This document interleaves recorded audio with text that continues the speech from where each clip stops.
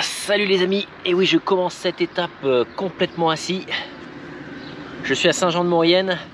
J'aurais dû partir normalement de Briançon, donc je vous explique le scénario très rapidement.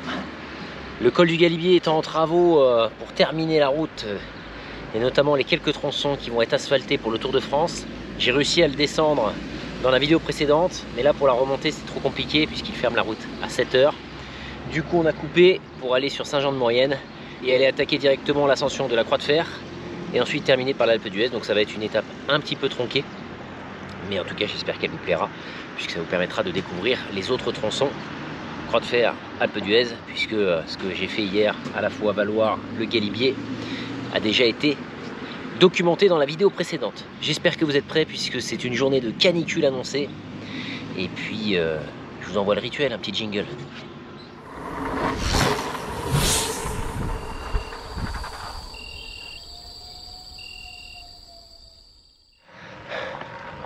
Bon, on m'avait présenté la Croix de Fer comme débutant tranquille, avec un pourcentage moyen faible. Les 4 premiers kilomètres, puis Saint-Jean-de-Maurienne, je joue à 9%. Bon préchauffage.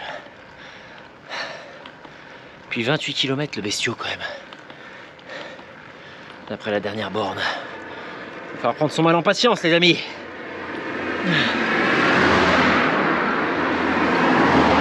Car les pros vont passer ça, je sais pas, en 1 heure, 1 heure et demie. Moi je vais mettre 2 heures et demie au moins là. Minimum.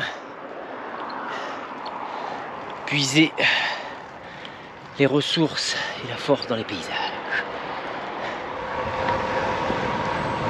Petite entracte forestière. Plus de 25 km avant le sommet de la Croix de Fer.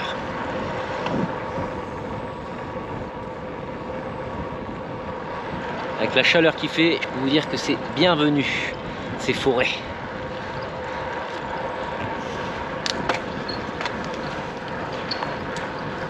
Waouh!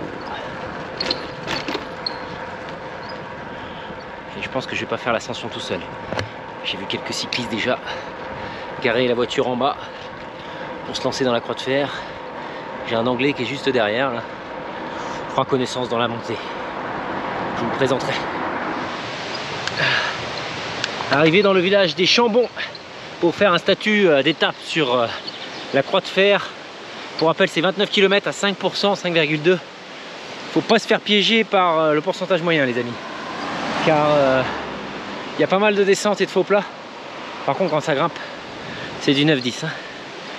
J'ai croisé un Anglais tout à l'heure, je voulais vous le présenter mais il a décroché. J'espère qu'il raccrochera dans les 10 derniers.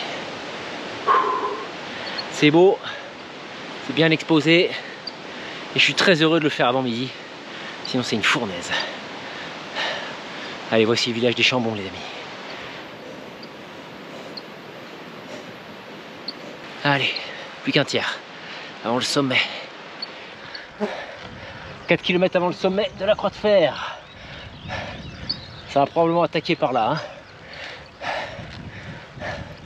Faut regarder sous la pédale hein, parce que 29 km. On pourra placer une attaque ici. Mais heureusement, regardez-moi cette vallée. Et surtout, on voit où on va. On voit au-dessus là-bas. On voit tous les virages en S. Mes cols favoris où on voit exactement où est l'ascension. Dernier 400 mètres. Pour se faire péter le cœur.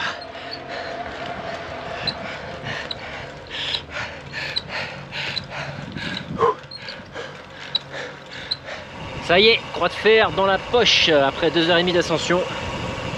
Je peux vous dire que celui-là, il est pas cadeau. La longueur est très très dure. Et il est assez régulier, du coup, il y a des pourcentages assez importants, 9, 10, 12, avec des faux plats pour récupérer, mais la longueur est quand même là, quoi. Et maintenant, place à la descente.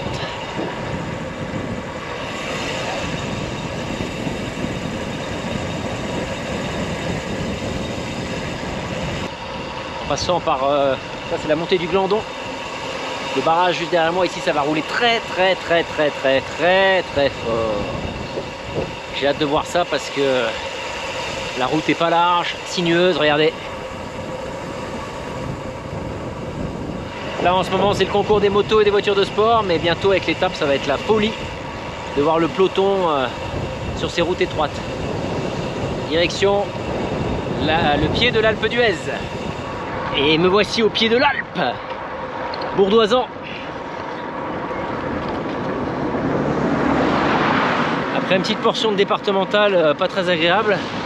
Pour le tour ce sera fermé, mais là c'est ouvert, c'est pas terrible. Direction l'Alpe, ça va faire mal, ça va faire très très mal. Bientôt on tourne à gauche et après on va aller tout à gauche au niveau des pignons. 8% de moyenne, 13 bornes, direction la station. J'ai pas beaucoup mangé, j'ai ravitaillé en eau. Ça va être soit l'occasion de pousser, soit de se ravitailler un petit peu avant là, pour pas se taper une fringale en plein milieu de l'Alpe d'Huez. Il est midi et demi, donc c'est le pire moment. C'est là où il fait le plus chaud. On va essayer de se trouver un truc. Ça y est, je suis en mode Alpe d'Huez. Aujourd'hui, le record, ça va être de terminer.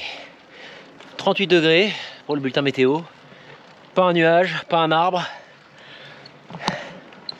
13 km d'ascension.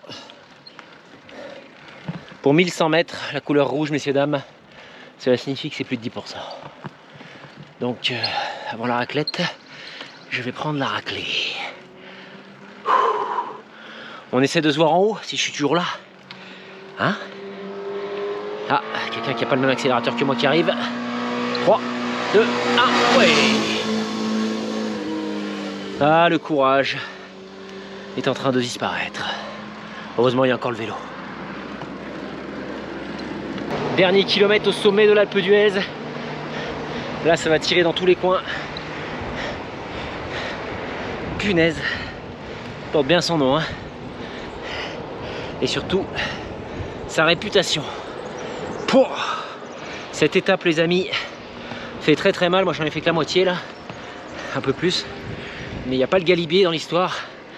Je peux vous dire que l'étape du Tour ainsi que l'étape pro, ça va faire très très mal. Avec 5000 mètres de D+, il va falloir respirer, hein. Prendre son temps, profiter des paysages, faire attention à la chaleur parce que il y a moyen de casser la machine là. En tout cas, bienvenue à l'Alpe d'Huez, à la station. J'espère que cette vidéo vous a plu, les amis. Ça vous donnera envie de vous faire le col de la Croix de Fer qui est génial, ainsi que l'Alpe d'Huez qui est aussi beau. Pensez aux commentaires si vous avez des questions. Pensez bien sûr au pouce bleu pour l'algorithme. Et je vous dis à la prochaine. Direction les Pyrénées pour les prochaines. Salut!